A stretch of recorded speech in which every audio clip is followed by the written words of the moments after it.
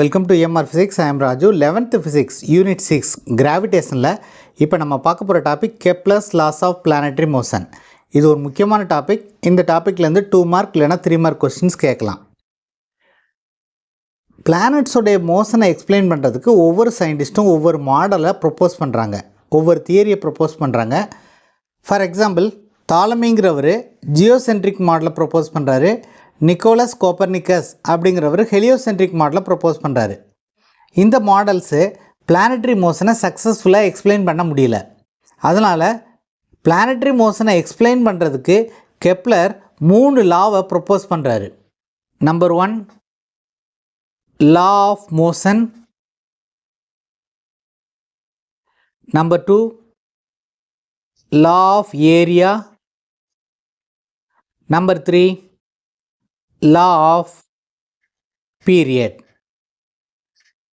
So இந்த 3 லாவையும் சேர்த்து நம்ம கெப்லர்ஸ் லாஸ் அப்படின்னு சொல்லுவோம். ஸோ இந்த 3 லாவும் என்னன்னு இப்போ பார்க்கலாம். ஸோ கெப்லர்ஸ் லாஸில் first law, law of motion. According to Kepler, the planets move in elliptical orbit. So மற்ற தியரிஸில் எல்லாத்துலேயுமே the planets are moving in circular orbit அப்படின்னு அசியூம் பண்ணியிருந்தாங்க. கெப்லர்ஸ் லாஸில் the planets are moving in elliptical orbit. Elliptical orbit, இது first point. Next என்னென்னா, sun is at the centre. Sun is at the centre. எலிப்ஸுக்கு 2 foci இருக்கும். அதில் ஒரு ஃபோசியையில் சன் இருக்குது. இந்த பிளானட்ஸ் எல்லாமே சன்னை சுற்றி எலிப்டிக்கல் ஆர்பிட்டில் சுற்றி வருது. அதுதான் first law of motion. Let us assume that this is an ellipse. இந்த எலிப்ஸில் இது major axis and this is minor axis. Major axis அப்படிங்கிறது லாங்கஸ்ட் டயமீட்டரை மேஜர் ஆக்சிஸ் அப்படின்னு சொல்லுவோம். This is the major axis. இந்த வெர்டிக்கல் லைனை மைனர் ஆக்சிஸ் அப்படின்னு சொல்லுவோம். இதனுடைய டயமீட்டர் ஷார்ட்டஸ்டாக இருக்கும். இந்த எலிப்ஸுக்கு 2 ஃபோசியை இருக்கும். So there will be 2 foci. According to this law, அதில் ஒரு ஃபோசியையில் சன் இருக்குது. This is the sun and the planets are moving in the elliptical orbit. இந்த மாதிரி எலிப்டிக்கல் ஆர்பிட்டில் இந்த பிளானட்ஸு சன்னை சுற்றி வரும்போது ஒரு பர்டிகுலர் பாயிண்டில் இந்த பிளானட்டுக்கும் சன்னுக்கும் இடையில் உள்ள டிஸ்டன்ஸு அதிகமாக இருக்கும். ஒரு பர்டிகுலர் பாயிண்டில் இந்த பிளானட்டுக்கும் சன்னுக்கும் இடையில் உள்ள டிஸ்டன்ஸ் கம்மியாக இருக்கும். டிஸ்டன்ஸ் அதிகமாக இருக்கிற பாயிண்ட்டை பெரிஹீலியன் அப்படின்னும், டிஸ்டன்ஸ் கம்மியாக இருக்க பாயிண்ட்டை அப்ஹீலியன் அப்படின்னு சொல்லுவோம். According to the first law, the planets are moving around the sun in the elliptical orbit with sun at one of the foci of the ellipse. Planets elliptical orbitல இந்த சன்னை சுற்றி வரும். அப்படி சுற்றி வரும்போது ஒரு பர்டிகுலர் பாயிண்டில் பிளானட்டுக்கும் சன்னுக்கும் இடையில் உள்ள டிஸ்டன்ஸ் அதிகமாக இருக்கும். அந்த பாயிண்ட்டை பெரிஹீலியனும், டிஸ்டன்ஸ் கம்மியாக இருக்கிற பாயிண்ட்டை அப்ஹீலியன் அப்படின்னு சொல்லுவோம். ஸோ இந்த ஃபஸ்ட் லாவுடைய ஸ்டேட்மெண்ட்டை இப்போ பார்க்கலாம். கெப்லர்ஸ் லாஸில் first law is law of motion. According to this law, each planet moves around the sun in an elliptical orbit with the sun at one of the foci. Sun one of the ஃபோசியையில் இருக்கும். Planets elliptical ஆர்பிட்டில் சன்னை சுற்றி வரும். That is the first law. Kepler's லாவில் second law is law of area. அதாவது பிளானட்டோடைய speed ஒவ்வொரு டைம்லேயும் ஒவ்வொரு மாதிரி இருக்குது. பிளானட்டோடைய ஸ்பீடு வேரி ஆகுது. ஸோ இதை அப்சர்வ் பண்ண கெப்லர் இந்த லாவை ப்ரொப்போஸ் பண்ணுறாரு. According to this law, the radial vector sweeps equal areas in equal intervals of time. அதாவது ரேடியல் வெக்டர் அப்படின்னா, the line joining the sun and the planet is called radial vector. இந்த radial vector covers equal areas இது ஒரு ஏரியான்னு எடுத்துக்குவோம். This is another area. இந்த ஏரியாவும் equal. The area covered by these 2 points and the area covered by these 2 points at the sun are equal. Planet இந்த பாயிண்ட்லேருந்து இந்த பாயிண்ட்டுக்கு எவ்வளவு நேரத்தில் போகுமோ அதே நேரத்தில் இங்கேருந்து இங்கே வரும். சப்போஸ் இந்த பாயிண்ட்லேருந்து இந்த பாயிண்ட் வர்றதுக்கு பிளானெட்டு T1 அப்படிங்கிற டைம் எடுத்துக்குதுன்னு வச்சுக்குவோம். இந்த பாயிண்ட்லேருந்து இந்த பாயிண்ட் வர்றதுக்கும் அதே டைம் தான் ஆகும், T1. ஆனால் இந்த டிஸ்டன்ஸ் அதிகமாக இருக்குது, இந்த டிஸ்டன்ஸ் கம்மியாக இருக்குது. அப்போ ரெண்டு டைமும் சேமாக இருக்கணும் அப்படின்னா இங்கேருந்து இங்கே போகும்போது இந்த பிளானெட்டு ஸ்லோவாகவும், இந்த பாயிண்ட்லேருந்து இந்த பாயிண்ட்டுக்கு வரும்போது இந்த பிளானட் ஃபாஸ்ட்டாகவும் மூவ் ஆகும்.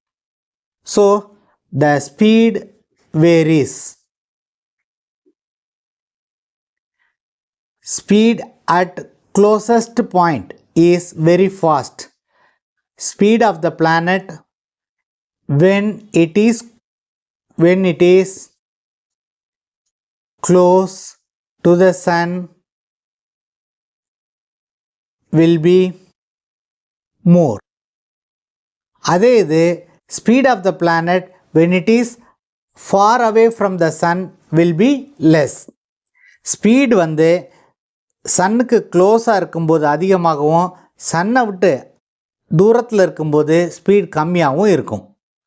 ஸோ இது கம்மியான டிஸ்டன்ஸ், இந்த கம்மியான டிஸ்டன்ஸை கவர் பண்ணுறதுக்கு இது ஸ்லோவாக மூவ் ஆகும். இது அதிகமான டிஸ்டன்ஸ், இந்த அதிகமான டிஸ்டன்ஸை கவர் பண்ணுறதுக்கு இது ஃபாஸ்ட்டாகவும் மூவ் ஆகும். அதனால தான் இந்த ரெண்டு டைமும் சேமாக இருக்குது. So this is the law of area. So இந்த லா ஆஃப் ஏரியாவுடைய ஸ்டேட்மெண்ட் இப்போ பார்க்கலாம். So this is a statement of law of area. The radial vector sweeps equal areas in equal intervals of time. Equal areas radial vector equal intervals of time la cover பண்ணும். Kepler's laws la third law is law of period. Solar system la ஒவ்வொரு பிளானட்டும் ஒவ்வொரு டிஸ்டன்ஸில் இருக்கும். பிளானட்ஸினுடைய distance increase ஆகும்போது அதனுடைய time period of ரெவல்யூஷனும் increase ஆகும். Time period அப்படின்னா it is a time taken to complete one revolution, that is called time period. So பிளானட்டுடைய டிஸ்டன்ஸ் இன்க்ரீஸ் ஆச்சுன்னா அதனுடைய டைம் பீரியடும் இன்க்ரீஸ் ஆகுது.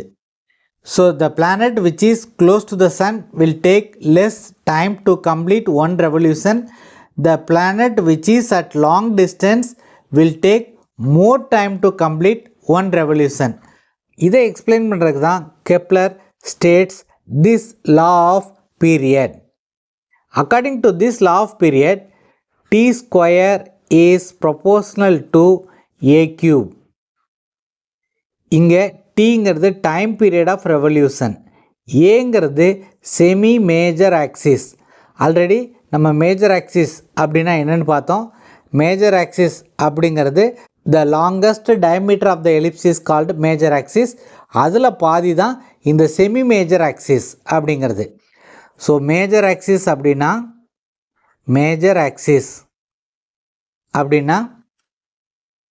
Longest diameter. Semi major axis அப்படின்னா இந்த லாங்கஸ்ட் டயமீட்டரில் பாதி. So 1/2 of longest diameter. So A is a semi-major axis, and T is the time period of revolution. It is the time taken to complete one cycle in the elliptical orbit. So இந்த லாவுடைய ஸ்டேட்மெண்ட்டை இப்போ பார்க்கலாம். நம்ம ஏற்கனவே எழுதுனது தான்.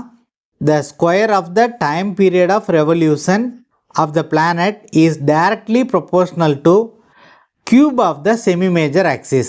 So this is a law of period. அதாவது square of the time period is proportional to cube of the semi-major axis. T square is proportional to a cube. So இந்த மூணு லாவையும் சேர்த்து Kepler's laws அப்படின்னு சொல்லுவோம். First law is law of motion. According to this law, planets are moving around the sun in the elliptical orbit. Second law is law of area. according to this law, radial vector sweeps equal areas in equal intervals of time. Third law is law of period. According to this law, t square is proportional to a cube. These are the Kepler's laws of motion. அடுத்த வீடியோவில் இன்னொரு important டாப்பிக்கை நம்ம discuss பண்ணுவோம்.